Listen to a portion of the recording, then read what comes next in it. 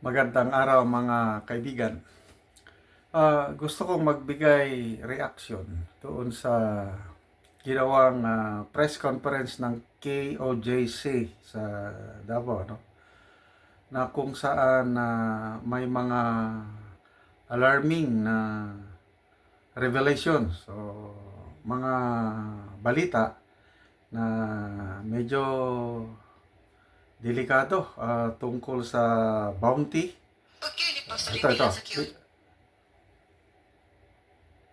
Yung pera na yung initially 10 million pesos ang Mga bata kasi makita ito mo po yung yung mga press bata conference, oh. kulang sa kaalaman, hindi sila makapag-aral.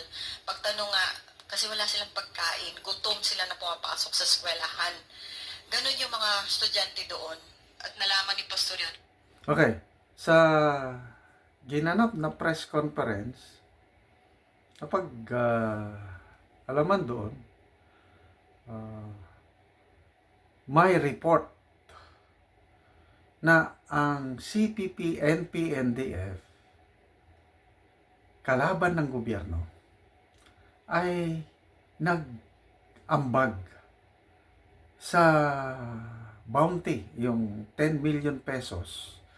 Tumulong ang CPP, NP, NDF doon para makuha ang ulo ni Pastor Kibuloy. Yun ang report na naisiwalat sa press conference. Na meron pang other report na nagsabi baka daw gagawing 30 million pesos ang reward money para mas ma-attract ang mga tao, karon ng malaking incentive na ituro kung nasaan si Pastor Apollo Kibuloy.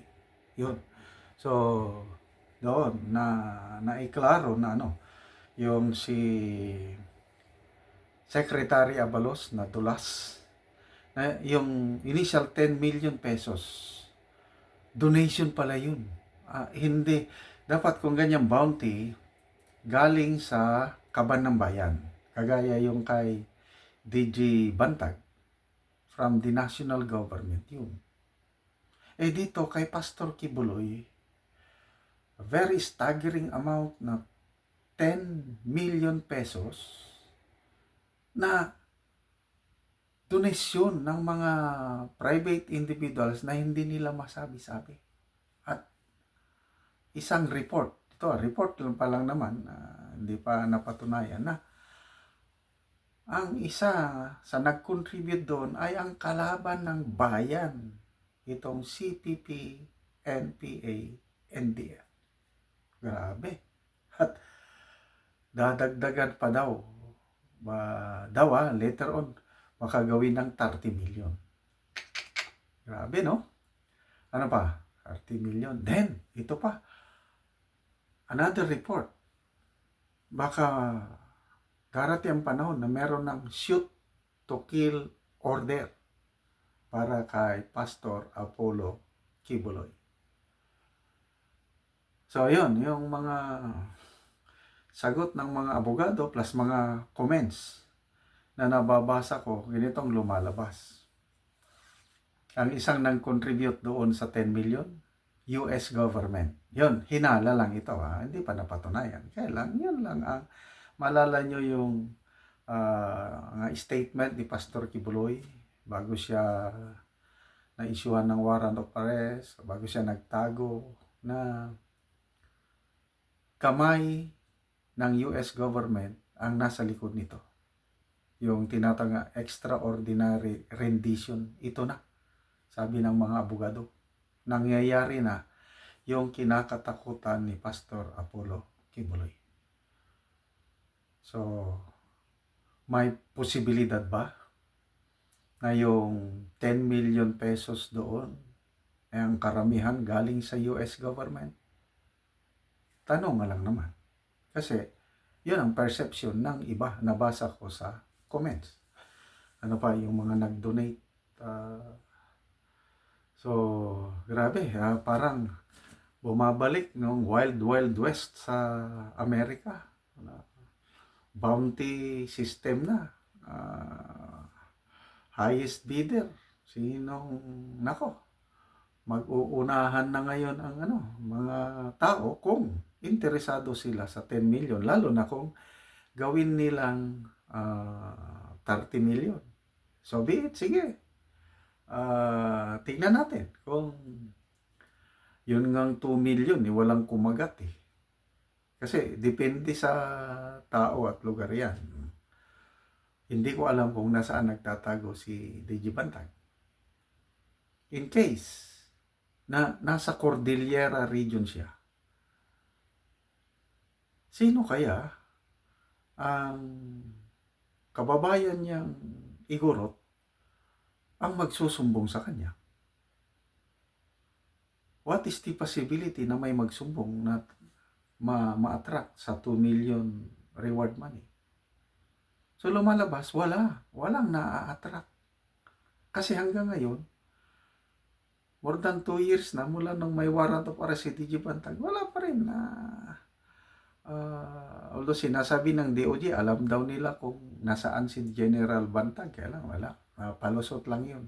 So walang kumakagat sa 2 million pesos reward money para kay Digibantag. In the same manner, dito kay Pastor Kibuloy, 10 million na private donation. Hindi natin alam saan nanggaling. Baka daw kakasuhan baka labag daw sa batas yun according to lawyers. Baka pinapag-aralan paano nila ma-filean ng kaso. I don't know sinong filean nila ng kaso. Ang gobyerno ba? Ang PNP ba? Ang DILG ba? Kasi parang na yun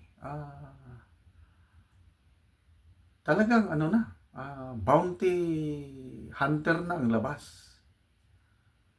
Dahil galing sa private individuals yung dapat siguro kung sinimula ng gobyerno, kasi nangyayari ito mag-offer ang gobyerno ng 1 million o 2 million, tapos dadagdagan.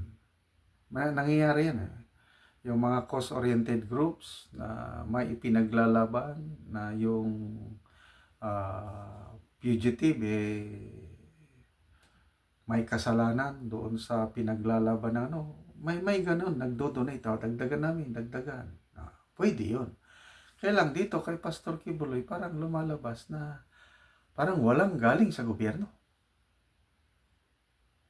Hindi nila klinaro. Nadulas nga lang daw si Secretary Abalos yung pag-amin niya na donation, yung So, shoot to kill order naman. Anyway, bali-balita lang ito na hindi daw pwede.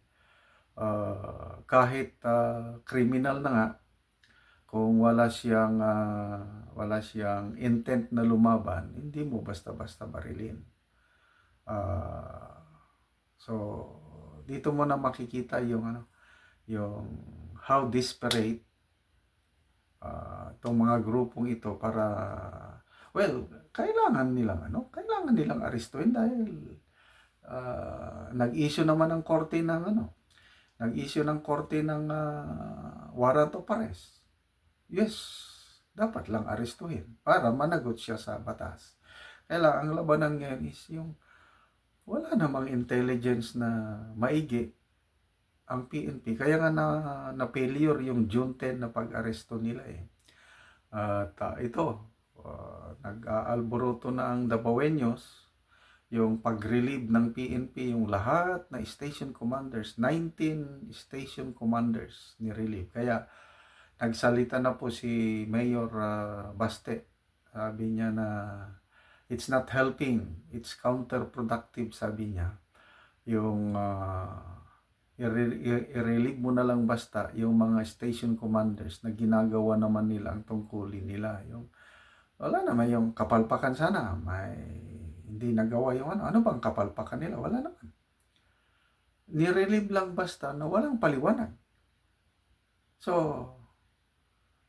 nandun yung perception na baka walang tiwala ang PNP sa mga station commanders na yun. Kaya pinagre-relieve, pinalitan ng iba kasi nga baka kaya hindi nila mahuli-huli si Pastor Kibuloy, baka may mga police contact siya na tumutulong para hindi mahuli ang pastor. Parang ganun lang ang labas nun.